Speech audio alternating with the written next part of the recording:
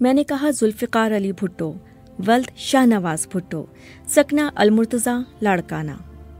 کیا جناب؟ حیرت سے یہ کہتے ہوئے لاہور کے اچھرا تھانے کے SHO انسپیکٹر عبدالحی کے ہاتھ سے قلم گر گیا۔ سن 1974 میں 10 اور 11 نومبر کی رات کے آخری پہر ہونے والے اس مکالمے کے راوی اور تب قومی اسمبلی کے رکن اور تحریک استقلال کے سیکریٹری اطلاعات احمد رضا قصوری کے مطابق انہوں نے اپنا کہا دوہرا دیا۔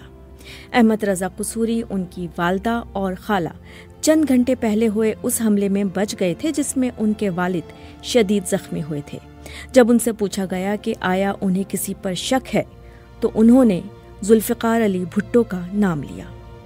وقار مصطفیٰ کی تحریر سنیے نادیہ سلیمان کی زبانی۔ گزشتہ سال ایک یوٹیوب چینل TCM کو انٹرویو دیتے ہوئے احمد رضا قصوری نے بتایا کہ وہ ابھی پولیس سے یہی لکھوانے کی کوشش کر رہے تھے کہ لاہور کے یونائٹڈ کرسچن ہسپتال کے سرجن نے افسوس کا اظہار کرتے ہوئے انہیں بتایا کہ ان کے والد نواب محمد احمد خان اب اس دنیا میں نہیں رہے۔ احمد رضا قصوری نے اس حملے کا ہدف خود کو قرار دیتے ہوئے پولیس کے سامنے اپنے بیان میں الزام ذوالفقار علی بھٹو پر دھرا تھا۔ سندھ کے سیاستدان سر شاہ نواز بھٹو کے ہاں 5 جنوری 1928 کو پیدا ہونے والے ذوالفقار علی بھٹو نے 30 نومبر 1967 کو اپنی نئی سیاسی پارٹی پاکستان پیپلز پارٹی کے قیام کے صرف 3 سال بعد 1970 کے انتخابات میں موجودہ یا مغربی پاکستان میں کل 138 میں سے 81 نشستیں حاصل کی اور خود 5 حلقوں سے منتخب ہوئے۔ مشرقی پاکستان کی عوامی لیگ نے کل 300 میں سے 160 سیٹیں جیتی تھیں اور حکومت بنانے کی حقدار تھی، لیکن ایسا نہ ہو سکا اور دسمبر 1971 میں مشرقی پاکستان بنگلہ دیش کے نام سے علیحدہ ملک بن گیا۔ 20 دسمبر 1971 کو جنرل یحییٰ خان نے آئین کی عدم موجودگی میں بطور صدر اور چیف مارشل لاء ایڈمنسٹریٹر اپنے اختیارات ذوالفقار علی بھٹو کے سپرد کر دیے۔ 20 اپریل 1972 کو عبوری آئین کے نفاذ کے ساتھ یہ مارشل لاء ختم ہوا اور ذوالفقار علی بھٹو نے 21 اپریل 1972 کو دوسری مرتبہ صدر پاکستان کے عہدے کا حلف اٹھایا۔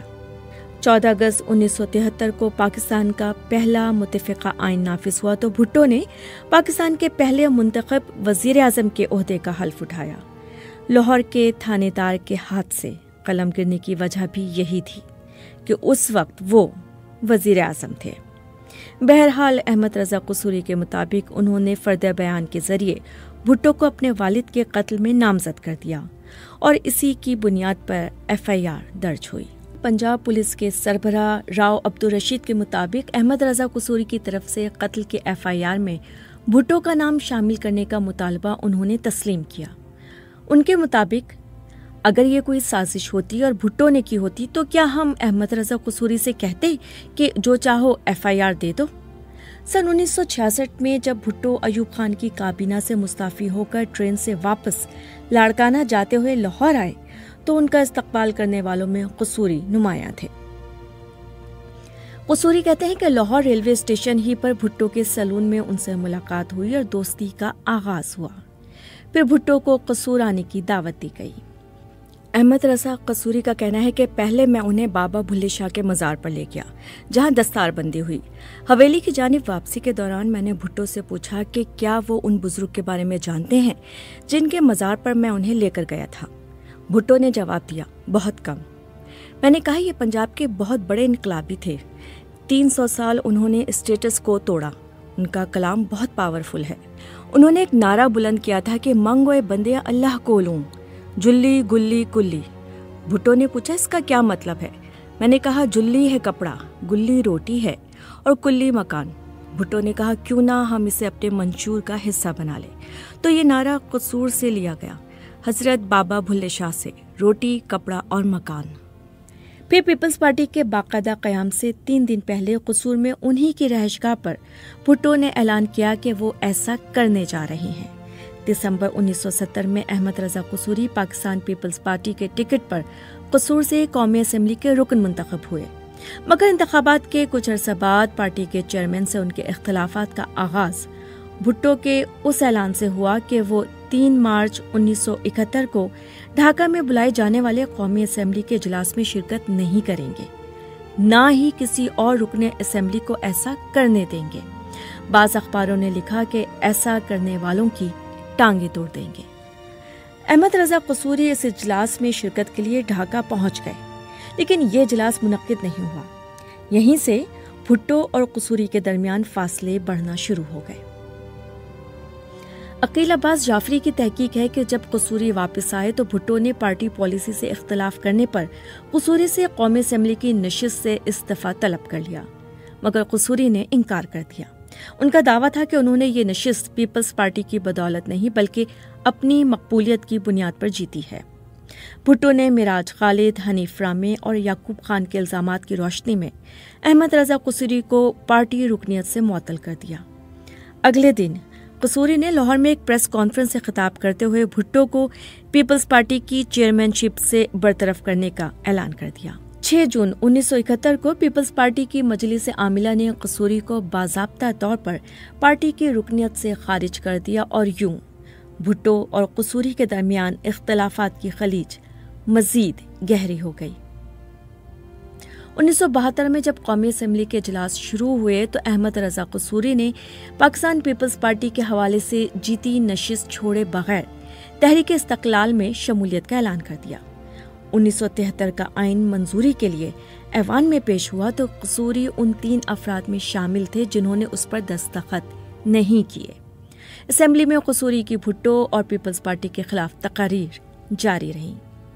4 جون 1974 کو بھٹو نے قومی اسمبلی میں تقریر کرتے ہوئے کہا، آئین پر حزب اختلاف کا شور اور واویلا بلا جواز ہے، کیونکہ حزب اختلاف کے تمام اراکین نے آئین پر دستخط کیے ہیں اور یہ ایک متفقہ آئین ہے۔ اس پر قصوری نے اسپیکر کو مخاطب کرتے ہوئے کہا کہ رتو ڈیرو سے آنے والے فاضل مقرر غلط بیانی سے کام لے رہے ہیں۔ ساری دنیا جانتی ہے کہ میں نے آئین پر دستخط نہیں کیے، اس کے حق میں ووٹ نہیں دیا، پھر یہ کیسے کہہ سکتے ہیں کہ آئین پر سب نے دستخط کیے ہیں اور یہ متفقہ آئین ہے۔ اس مداخلت اور ان ریمارکس پر بھٹو طیش میں آ گئے اور انہوں نے قصوری کی طرف اشارہ کرتے ہوئے چلاتے ہوئے کہا، میں نے اس شخص کو بہت برداشت کر لیا ہے، یہ مجسم زہر قاتل ہے، اب ہم اس کو قطعی برداشت نہیں کریں گے۔ قومی اسمبلی میں بھٹو کی اس تقریر کے کوئی 5 ماہ بعد 11 نومبر 1974 کا واقعہ پیش آ گیا۔ اگلے روز یعنی 12 نومبر کو انگریزی روزنامہ ڈان کی خبر تھی، تحریک استقلال کے سربراہ اصغر خان نے لاہور میں میاں محمود علی قصوری کی رہائش گاہ پر ایک پریس کانفرنس میں کہا کہ قاتلوں نے احمد رضا قصوری کو ہلاک کرنے کی کوشش کی تھی اور اس سے پہلے بھی ان پر 3 بار حملہ ہو چکا ہے۔ انہوں نے افسوس ظاہر کیا کہ اب تک 24 سیاسی لیڈروں اور کارکنوں کو قتل کیا جا چکا ہے جن کے قاتلوں کا سراغ نہیں ملا۔ محمود علی قصوری نے حکومت پر الزامات عائد کرتے ہوئے کہا کہ اب تک قومی اسمبلی کے رکن ڈاکٹر نذیر احمد، خان عبدالصمد اچکزئی، مولانا شمس الدین، خواجہ محمد رفیق اور دوسرے سیاسی رہنما قاتلوں کی گولیوں کا نشانہ بن چکے ہیں۔ انہوں نے مطالبہ کیا کہ سیاسی قتل کا سلسلہ بند کیا جائے۔ قصوری اپنے والد کے قتل کے 9 دن بعد 20 نومبر 1974 کو قومی اسمبلی کے اجلاس میں سرخ رنگ کے سیال کی ایک بوتل سمیت آئے۔ ان کا دعویٰ تھا کہ اس بوتل میں ان کے والد کا خون ہے۔ وہ ایک خون آلود قمیض بھی ساتھ لے کر آئے اور اعلان کیا کہ حکومت کے ارکان پارلیمنٹ پر قاتلانہ حملوں کو بے نقاب کیا جائے گا۔ ٹی سی ایم کو دیے گئے اپنے انٹرویو میں قصوری نے بتایا کہ انہوں نے اسمبلی میں کہا تھا کہ بھٹو میں تمہیں چھوڑوں گا نہیں، کیفر کردار تک پہنچاؤں گا۔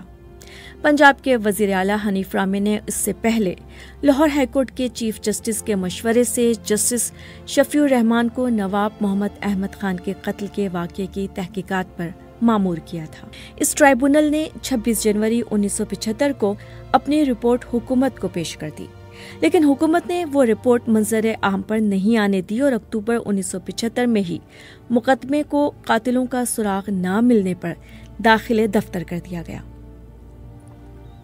عقیل عباس جعفری لکھتے ہیں کہ احمد رضا قصوری نے ٹرائبونل میں بیان حلفی میں تسلیم کیا کہ یہ ضروری نہیں کہ حملہ वज़ीर-ए-आज़म के साथ उनकी दुश्मनी के नतीजे में ही हुआ हो। जो ही ट्राइब्यूनल की रिपोर्ट मुकम्मल हुई, कसूरी ने वज़ीर-ए-आज़म से मुलाकात के लिए कोशिशें शुरू कर। उन्हें इल्म था कि कसूर पीपल्स पार्टी का मजबूत गढ़ है और वो पीपल्स पार्टी की मदद के बगैर इंतखाबात में कामयाब नहीं हो सकते। भुट्टो ने उनसे मिलने से इनकार कर दिया। कसूरी ने वज़ीर-ए-आज़म को रिक़त आमिज़ खतूत लिखे। वज़ीर-ए-आज़म ने आखिरकार कसूरी को पार्टी की सफ़ों में वापस लेने पर रजामंदी का इजहार कर दिया। 6 अप्रैल 1976 को उन्होंने बेगम नुसरत भुट्टो से मुलाकात में उनसे दरख्वास्त की कि वो पार्टी में उनकी वापसी के मौके पर अपनी मौजूदगी से इज्जत बख्शें। अगले दिन उन्होंने अपनी मॉडल टाउन लाहौर की क़यामगाह पर कारकुनों के एक इजलास से खिताब करते हुए पीपल्स पार्टी में अपनी दोबारा शमूलियत के फैसले का ऐलान कर दिया। इस इस्तकबालिये में उन्होंने वज़ीर-ए-आज़म की बेहद तारीफ की। उनकी वालिदा ने सरेआम ऐलान किया कि वो वज़ीर-ए-आज़म पर अपने तमाम बेटे कुर्बान कर देंगी, क्योंकि वज़ीर-ए-आज़म भुट्टो के बगैर पाकिस्तान बाकी नहीं रहेगा। कसूरी ने जनवरी 1977 में कौमी असम्बली में वज़ीर-ए-आज़म की ज़रई इस्लाहात की भी तारीफ की। बहरहाल मार्च 1977 के इंतखाबात के लिए पाकिस्तान पीपल्स पार्टी ने अहमद रजा कसूरी को टिकट नहीं दिया। पार्टी के पार्लिमानी बोर्ड ने उनको मुतलव्वन मिजाज करार दिया। 5 जुलाई 1977 को जनरल ज़ियाउल हक ने जुल्फ़िकार अली भुट्टो की हुकूमत का तख्ता उलटकर इक़्तिदार पर कब्जा कर लिया। अहमद रजा कसूरी के मुताबिक उन्होंने लगभग 1 हफ्ते लाहौर की सेशन जज की अदालत में नवाब मोहम्मद अहमद कसूरी के कत्ल का इस्तग़ासा दायर कर दिया। वो कहते हैं, कुछ दिनों बाद मैंने हाईकोर्ट में दरखास्त दी कि मुल्ज़िमान ताकतवर हैं, इसलिए अदालत अपनी ओरिजिनल क्रिमिनल जुरिस्डिक्शन में इस मुकदमे को अपने पास ट्रांसफ़र कर ले। हाईकोर्ट ने 7 FIR लगी देखकर एडवोकेट जनरल को बुलाया। उनके बजाय असिस्टेंट एडवोकेट जनरल राशिद अजीज खान पेश हुए, जिन्होंने अपने क्लाइंट पंजाब हुकूमत से रहनुमाई लेने के लिए 15 दिन की मोहलत मांगी। 15 दिन बाद उन्होंने अदालत को बताया कि हम केस लेकर आ रहे हैं, तो हमने अपना इस्तग़ासा उसमें ज़म कर दिया। जुल्फ़िकार अली भुट्टो को 3 सितंबर 1977 को पहली मरतबा ताज़ीरात पाकिस्तान के तहत कत्ल की साजिश के इल्जाम में गिरफ्तार किया गया, लेकिन 10 रोज बाद उनकी जमानत हो गई। लाहौर हाईकोर्ट के जस्टिस KM समदानी ने 13 सितंबर को सबूतों को मुतज़ाद और नामुकम्मल करार देते हुए भुट्टो की दरख्वास्त जमानत मंजूर की।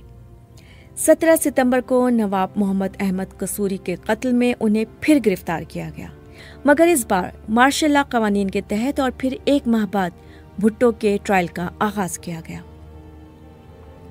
सहाफ़ी सैयद सफदर गुरदेज़ी की तहकीक है कि लाहौर हाईकोर्ट के उस वक्त के कायम मकाम चीफ जस्टिस मौलवी मुश्ताक हुसैन ने अपनी सरबराही में justice ज़कीउद्दीन Paul, justice MSH Qureshi, justice Aftab Hussain और जस्टिस गुलबाज खान पर मुश्तमिल 5 रुकनी बेंच तश्कील दिया और भुट्टो को जमानत पर रिहा करने वाले जस्टिस समदानी को बेंच से बाहर रखा गया। माहिर कानून हामिद खान एडवोकेट अपनी किताब पाकिस्तान की आईनों सियासी तारीख में लिखते हैं, मौलवी मुश्ताक ने बेंच का इंतखाब बहुत एहतियात से किया। ज़कीउद्दीन पॉल भुट्टो के सख्त मुखालिफ थे।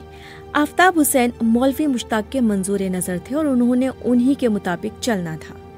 बाकी 2 जजेस इख्तलाफी फैसले ना लिखने की वजह से मशहूर थे। मौलवी मुश्ताक की भुट्टो से ज़ाती अनाद और नफरत ढकी छुपी ना थी।